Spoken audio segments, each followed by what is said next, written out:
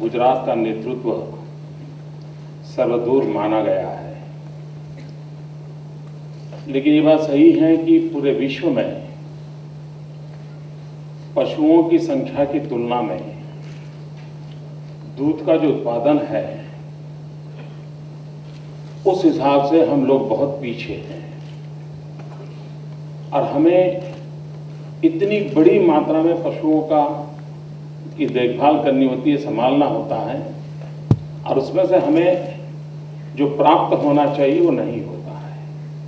और उसका कारण ये नहीं है कि वहाँ कोई बहुत बड़ी एक्स्ट्राऑर्डिनरी ब्रीड है और हमारे पास कोई कम नस्ल की चीजें हैं, ऐसा नहीं है।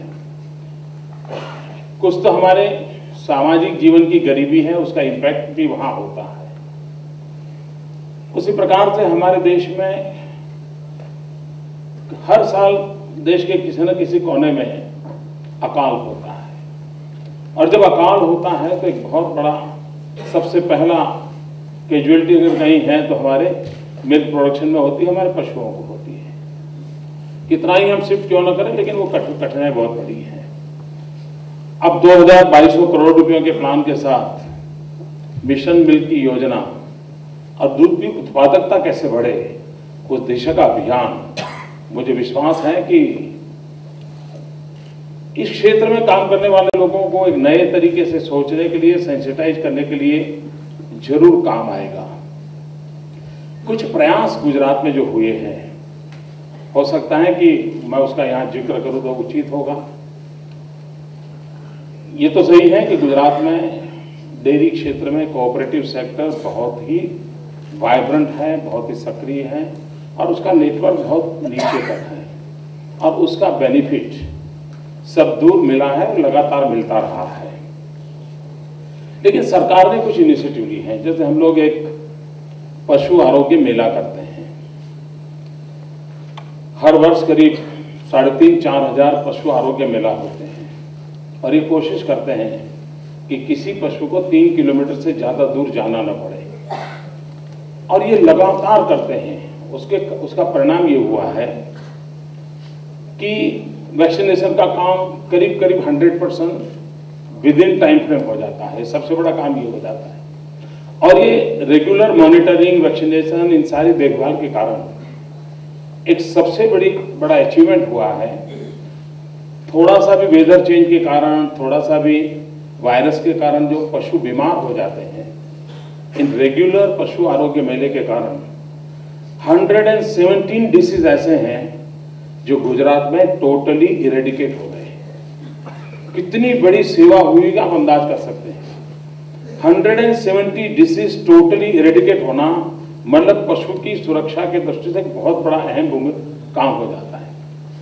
और हम पशु आरोग्य मेले में यहां तक पहुंचे हैं, शायद दुनिया में गुजरात अकेला राज्य है कि जहां कैटल का कैटरेक्ट ऑपरेशन होता है, कैटल का डेंटल ट्रीटमेंट होता है, जो हमारे देश में ये सोचा भी नहीं जाता होगा कि इतनी बारीकी से हम इसको केयर करते हैं। उसी प्रकार से ग्रासलैंड के विकास की दिशा में काम करने की जरूरत मुझे लगती है।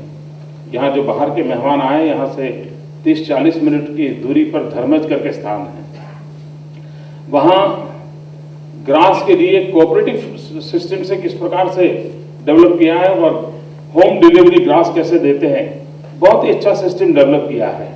लेकिन मैंने भारत सरकार को कई बार ये विषय रखा है, मैं आज फिर उसको दोहराना चाहता हूँ। देश के किसी न किसी राज्य में जब अकाल होता है तो वहाँ पशुओं का संकट बढ़ता है। क्यों न हमारे देश में 5 या 6 जोन में बहुत बड़े ग्रासलैंड डेवलप किए जाएं। अगर बहुत बड़े ग्रासलैंड डेवलप करें और हम ग्रास बैंक को फोकस करें तो कहीं पर भी कुछ मुसीबत आ जाए तो हम एक जगह से दूसरी जगह पर उस ग्रास को शिफ्ट कर सकते हैं और हम ये जो एकदम से हमारा ग्राफ नीचे चला जाता है उसको बचा सकते हैं। उस दिशा में सोचने की आवश्यकता मुझे लगती है। उसी प्रकार से शायद मैं यहाँ आलोचना करना नहीं चाहता हूँ, लेकिन एक बात की और जो है चिंता करने की आवश्यकता है। यहाँ भी बैठे हुए लोगों को शायद ध्यान में नहीं होगा, हम मिल्क रिवॉल्यूशन की बात करते हैं, उसकी चर्चा भी करते हैं, लेकिन दिल्ली में सरकार जो है वो पिंक रिवॉल्यूशन की बात करती है। और पिंक रिवॉल्यूशन का मतलब है मटन एक्सपोर्ट को बढ़ावा देगा। ये आपके 2242 करोड़ की तुलना में मटन एक्सपोर्ट सब्सिडी ज्यादा है। ये इतना कॉन्ट्राडिक्टरी है।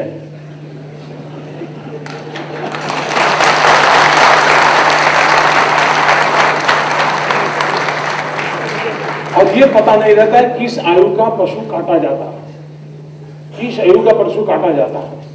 और मिल्क रिवॉल्यूशन छोड़ करके पिंक रिवॉल्यूशन की ओर अगर फोकस किया जाएगा और मटन एक्सपोर्ट के लिए हम बढ़ावा देंगे, और ये भारत सरकार का ऑफिशियल डॉक्यूमेंट है, ये सोचा गया है कि भारत में से दुनिया में सबसे ज्यादा पिंक यानी मटन एक्सपोर्ट की संभावना है।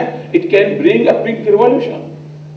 अगर यही स्थिति बनेगी तो दूध देने योग्य भी पशु कटेंगे, क्योंकि उसमें उस व्यक्ति को बिना मेहनत को कहीं से ले लिया, गरीब आदमी से ले लिया, काट दिया, भेज दिया, उसको इनकम बढ़ने वाली।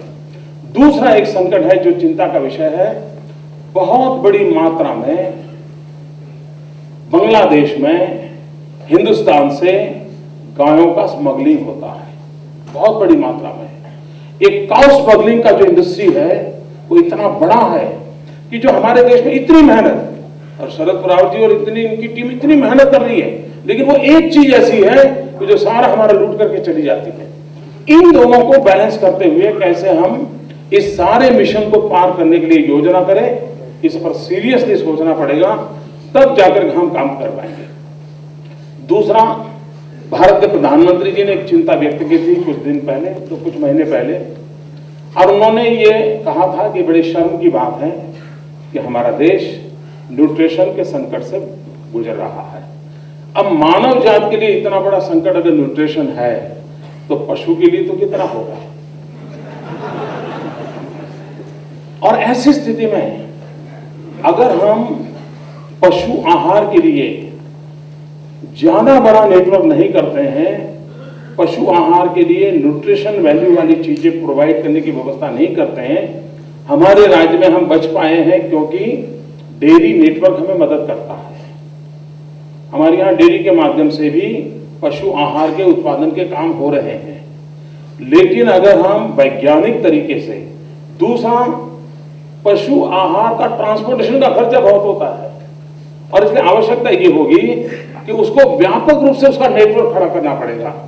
यानी एवरेज एक डिस्ट्रिक्ट में पशु आहार की रिक्वायरमेंट के अनुसार अगर वहां प्रोडक्शन होता है और उस प्रकार की लागत से कुछ काम होते हैं, तो हो सकता है कि हम जल्दी से और शॉर्टेस्ट रूट से अगर पशु आहार पहुंच जाते हैं, तो जो दूध लेने के लिए जाने वाले व्हीकल्स हैं वो अपने साथ पशु आहार ले जा सकते हैं, पशु आहार छोड़ करके दूध लेकर के आ सकते हैं, ट्रांसपोर्टेशन को हम बचा सकते हैं।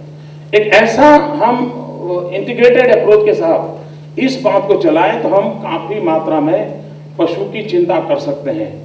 दूसरी बात है, ये बात सही है कि आधुनिक विज्ञान का उपयोग आज भी हमारे यहाँ बहुत कम होता है। ज्यादातर हमारे देश में पशु की देखभाल करने का काम माताएं बहनें करती हैं। ज्यादातर मिल्क का उद्योग है प्रमुख रूप से माताएं बहनें देखती हैं। और अगर ये सही है तो हमारे लिए जैसे डेयरी के लोग करते हैं, उन बहनों को बुलाना, उनको ट्रेनिंग करना, ये रेगुलर डेयरी में काम चलता है। लेकिन गवर्नमेंट के इस प्रोग्राम के अंदर अगर हम इन माताओं बहनों की शिक्षा के लिए, विशेष करके पशु आहार के लिए, पशु के केयर के लिए, अगर हम एक बहुत इंटीग्रेटेड अप्रोच के साथ काम खड़ा कर सकते हैं तो शायद लाभ होगा। गुजरात ने ह्यूमन रिसोर्स डेवलपमेंट की दिशा में काम प्रारंभ किया है। हमने एक अलग कामधेनु यूनिवर्सिटी बनाई है जो मेनली फॉर एनिमल हस्बेंड्री के लिए है। हम ऐसे ह्यूमन रिसोर्स को डेवलप करना चाहते हैं, एक्सपर्टाइज लाना चाहते हैं, ताकि उस दिशा में हम काम करें। उसी प्रकार से एक होलिस्टिक अप्रोच की आवश्यकता है। गुजरात में कुछ जगह पे प्रयोग हुआ है, विशेष करके आणंद और खेड़ा डिस्ट्रिक्ट में, धीरे धीरे और जगह पे भी हो रहा है। अगर गुजरात में, कभी कभी मैं सोच करके डर जाता हूं कि अगर गुजरात में ये डेयरी नेटवर्क न होता और 10 साल में अकाल साल की अवस्था में रहते, तो मेरे राज्य का किसान का क्या हुआ होता। जो और राज्यों में किसानों को आत्महत्या करनी पड़ रही है, शायद हमारे भी कोई नौबत आ जाती, लेकिन हम बच गए इसलिए कि हमारे किसान को एडिशनल इनकम के लिए पशुपालन, दूध, ये उसका सहारा बन गया, उसका जीवन का गुजारा चल गया। लेकिन अगर वैज्ञानिक ढंग से हमारे इस agriculture sector and animal husbandry को 3 बेसिक रूप से उसको अगर बांटवारा किया जाए तो ये अच्छा मॉडल खड़ा हो सकता है। ये मुझे आनंद और खेड़ा के हमारे किसानों ने जो इवॉल्व किया है उसके आधार पर मैं कह सकता हूं 1/3 regular agriculture, 1/3 animal husbandry and 1/3 tree farming. वो अपने खेत के किनारे पर बड़े बड़े वृक्षों की खेती अब शुरू किया है। 1/3 इनकम उनको वृक्षों से मिलना शुरू हुआ है, और इसलिए कहीं नेचर की नाराजगी के कारण, बारिश न होने के कारण जो संकट आता है तो उसकी इकोनॉमी को कोई बहुत बड़ा झटका नहीं लगता है। और इसलिए हम इन 3 हिस्सों में इस व्यवस्था को अगर विकसित कर सकते हैं तो हो सकता है, और इसको हमने देश भर में प्रमोट करना पड़ेगा। तो पशु की भी केयर होगी, ट्री के कारण एक लंबे अरसे तक उसकी जिंदगी की सुरक्षा का विश्वास बनेगा, और रेगुलर एग्रीकल्चर के कारण सालाना उसकी जिंदगी गुजारा करने के लिए जो आवश्यकता है उस आवश्यकता की पूर्ति हो सकती है। तो हमने इन सारी चीजों को अगर इंटीग्रेटेड हम करते हैं तो बहुत बड़ा लाभ हो सकता है। लेकिन मैं स्वागत करता हूं श्रीमान शरद पवार जी के इस मिशन का, और दूध की उत्पादकता जितनी बढ़ेगी, हो सकता है प्रधानमंत्री ने जो न्यूट्रिशन की चिंता व्यक्त की है, दूध उत्पादन से उस समस्या का समाधान का भी रास्ता मिल सकता है, और हम एक अच्छी दिशा में देश के बचपन को सशक्त बनाने में भी इसका बाय प्रोडक्ट के रूप में लाभ ले सकते हैं। फिर एक बार मैं बहुत बहुत शुभकामनाएं देता हूं इस योजना के लिए। धन्यवाद।